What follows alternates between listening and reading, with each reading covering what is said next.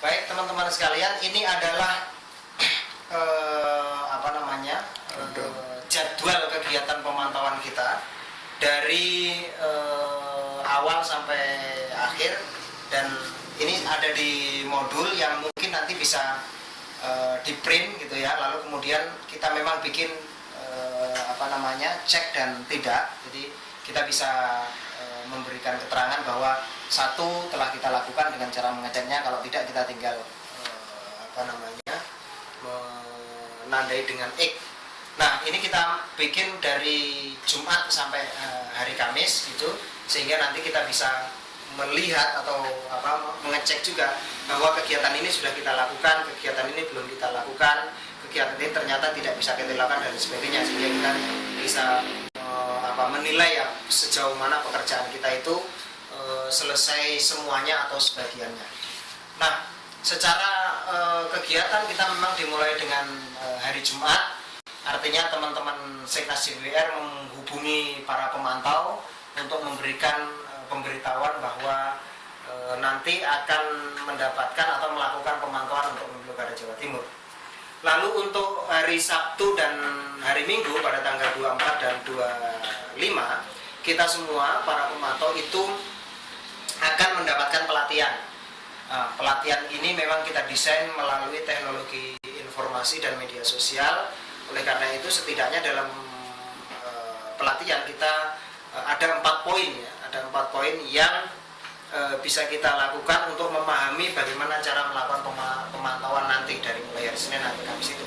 Yang pertama adalah membuka website tentang pantaupemilu.org untuk mendownload panduan pemantauan dan formulir pemantauan, dan artinya ini dibuka lalu kemudian di-download, di sana sudah ada itu. Lalu yang kedua, membaca panduan pemantauan dan formulir pemantauan itu, kita mempelajarinya gitu, mana yang bisa dipahami dan tidak dipahami. Lalu yang nomor 3 adalah menonton atau melihat YouTube tentang tata cara pemantauan. Nah, YouTube ini memang kita sudah sediakan, ada juga, dan YouTube ini sudah tersedia juga di www.pantaupemilu.org. Nah, apabila 3 kegiatan ini dalam hal memahami pemantauan dan bagaimana tata cara melakukan pemantauan dan memahami formulir pemantauan masih lalu kemudian masih ada kebingungan atau ketidakjelasan, maka lalu kemudian kita bisa menghubungi nomor Seknas JBR 0818066296 untuk bertanya tentang hal-hal yang belum jelas itu. Lalu apabila kita memungkinkan juga itu, maka kita akan saling terhubung dengan Skype gitu ya, karena kalau telepon mungkin hanya suara, mungkin dalam hal ini apabila kita melakukan Skype maka kita bisa melakukan dengan video call, sehingga nanti kalau ada beberapa alat peraga yang kita bisa tunjukkan untuk mempermudah itu bisa kita lakukan, dan ini adalah tahapan pelatihan dan pemantauan kita memahami bagaimana tata cara melakukan pemantauan melalui teknologi informasi dan media sosial. Ini kita lakukan pada hari Sabtu dan hari Minggu.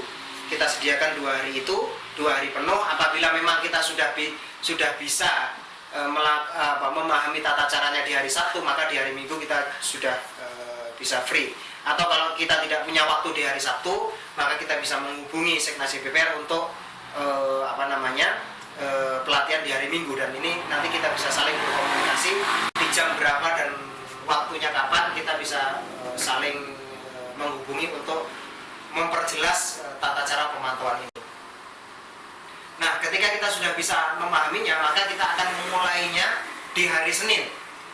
Di hari Senin kita sudah mulai melakukan pemantauan. Yang pertama adalah berkeliling di wilayah pemantauan untuk mendapatkan data tentang data pemilih. Kita sudah melakukan pemantauan untuk data pemilih, artinya kita bisa berkeliling kemana, ke tetangga desa dan lain sebagainya, bertanya kepada siapa saja, kepada pemerintah lokal, kepada tokoh masyarakat, kepada teman-teman kita, untuk bertanya apakah di situ masih ada orang yang tidak terdaftar, sehingga lalu kemudian kita bisa catat ini untuk DPT-nya. Yang kedua yaitu soal alat peraga. Jadi sambil juga bertanya soal DPT, kita berkeliling di wilayah pemantauan untuk mencari alat peraga kampanye. Kita bisa berhenti di perempatan, di pagar, di sekolah, di kantor pemerintah. Apakah di sana ada alat-alat peraga yang masih terpasang, lalu kemudian kita bisa memfotonya dan mengirimkannya ke Seknasi DPR. Selanjutnya adalah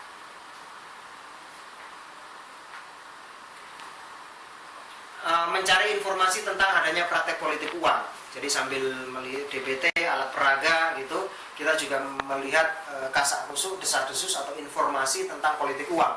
Kalau memang kita bisa mendapatkan informasi secara cepat, kita bisa lihat di sana apakah ada praktek money politik uang, siapa pemberinya, siapa penerimanya, apa alat buktinya, dan bagaimana prosesnya itu. Nah, itu di hari Senin.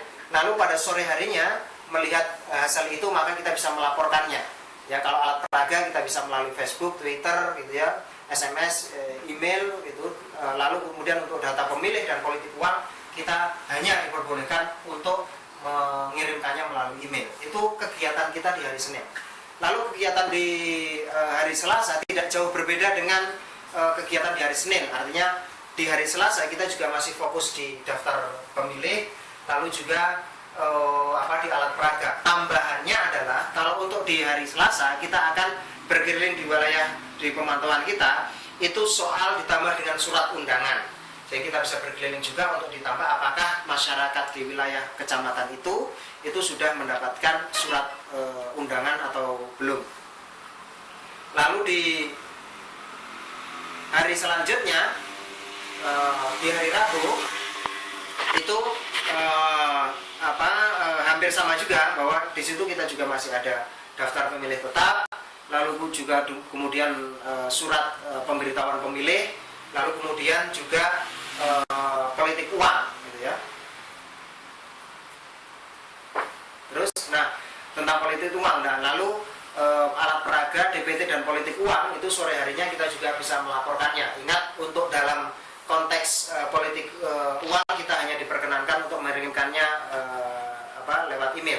Ditambah lagi untuk pada tanggal 28 ini, selain bahwa kita alat peraga kampanye, DPT, praktek politik uang, kita juga mencari TPS yang akan kita pantau besok. Artinya kita mapping, ya. Kita mungkin bisa memilih di situ, misalnya di satu desa kita memilih 2 TPS, kemudian di desa lain kita memilih 2 TPS. Artinya ada sekitar 3-5 TPS yang kita pilih, yang rencananya itu akan kita yang akan kita pantau. Kita bisa minta izin ke ketua KPPS-nya atau siapa untuk melakukan pantauan itu. Nah, malam harinya atau sorenya kita juga bisa ngeprint, gitu ya, ngeprint formulir pemantauan, lalu menyiapkan sertifikat pemantauan dan ID card. Ini jangan lupa, karena nanti kita akan lampirkan juga di modul pemantauan kita bahwa ada formulir, ada sertifikat pemantauan, dan ada ID card yang bisa kita print dan kita tulis nama kita di situ. Ingat bahwa pemantauan kita adalah pemantauan resmi. JPPR terdaftar sebagai lembaga pemantau resmi di KPUD Jawa Timur, sehingga apa yang kita lakukan itu ada hak, kewajiban, dan ada kode etiknya. Dan jangan lupa pada saat hari besok, ya, itu kita membawa sertifikat pemantauan dan ID card itu. Lalu yang terakhir di hari puncaknya, di hari Kamis tanggal 29 Agustus, ini adalah hari pemungutan suara. Yang pertama di pagi harinya, itu di jam 5, jam 6 itu kita akan mencari informasi soal apakah ada politik uang. Ini karena selama ini bahwa praktek politik uang dilakukan melalui subuh hari ya, sehingga lalu kemudian ada istilah serangan fajar. Nah, kita ingin memastikan apakah memang ada serangan fajar itu. Lalu yang kedua, setelah itu maka sebelum pada pukul 7, lalu kemudian kita datang memantau ke TPS yang sudah direncanakan, ya. Kita datang ke TPS sebelum pukul 7 karena pembukaan akan dilakukan di pukul 7. Nah, setelah pembukaan kita akan memantau logistik, karena ketua KPPS itu ketika membuka pelaksana pemungutan suara, hal yang pertama kali dilakukan adalah memeriksa logistik. Apakah ada yang kurang atau ada kualitasnya yang tidak standar, sehingga kita setelah pukul 7 itulah dapat melakukan pemantauan terhadap logistik. Nah, yang selanjutnya setelah melihat itu, maka sekitar pukul 8 atau pukul 9 maka kita memantau pemasangan di DPT di papan pengumuman. Apakah para KPPS kelompok penyelenggara itu lalu memasang pengumuman di DPT di papan pengumuman.